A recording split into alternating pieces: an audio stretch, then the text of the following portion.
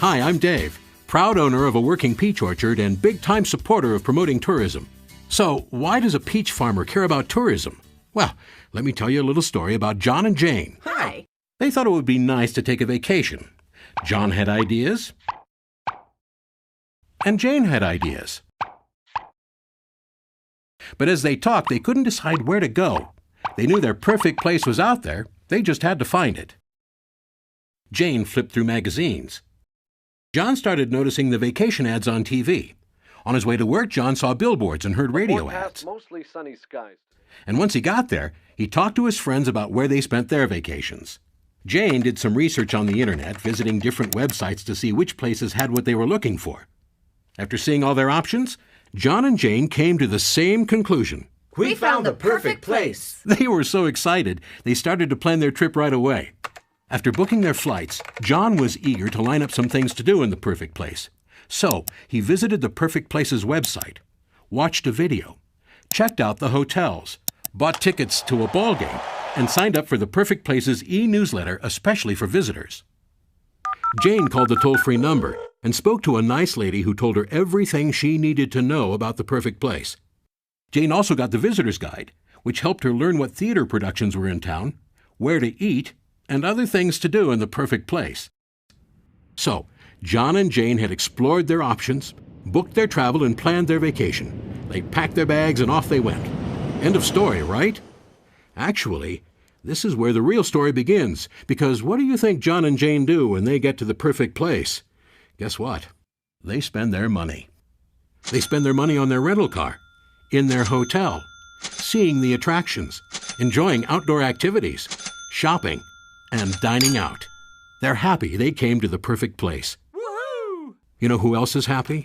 The hotel they stayed in, of course, and the bellman at the hotel, the workers at the local company that supplies his uniform, the stores they shop at and the banks they use.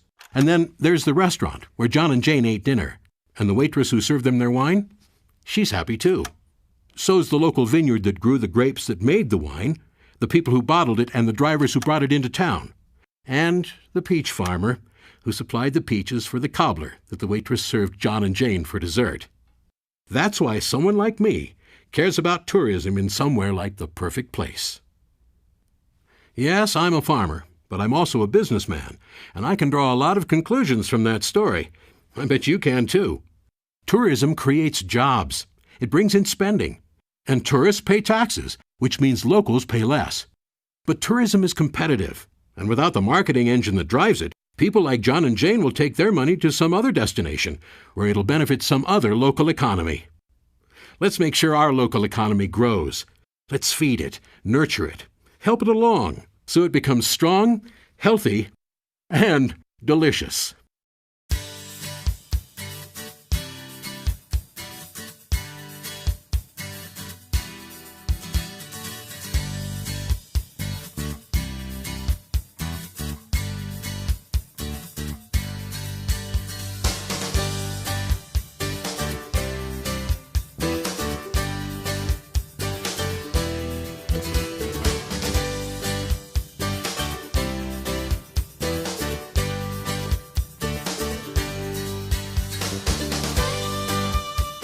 Tourism is vital to us, like oranges to Florida, cars to Michigan, or wine to Napa. Without marketing funding, many visitors will find the perfect place somewhere else. Tourism pays for everyone.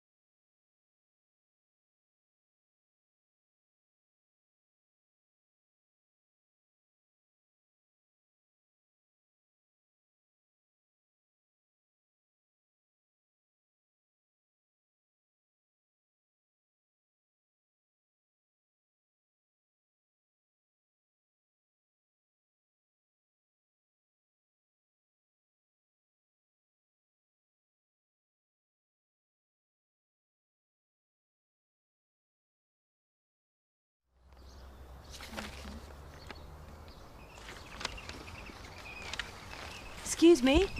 Excuse me? Sorry, do you speak English? No, I don't, sorry. Oh. My car's broken down and I wondered if you could tell me where to find a garage. Well, you know, that's wasted on me. I don't understand what you're saying. You don't speak any English at all? Not a word, no.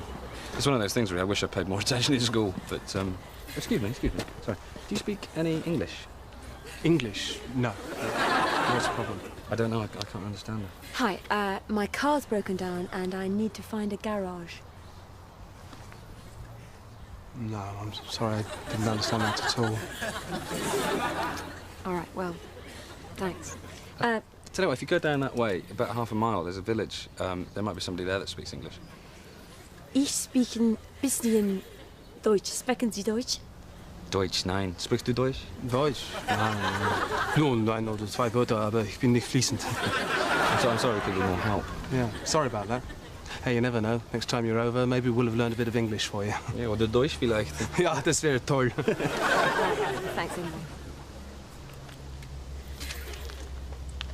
I can speak English. So can I.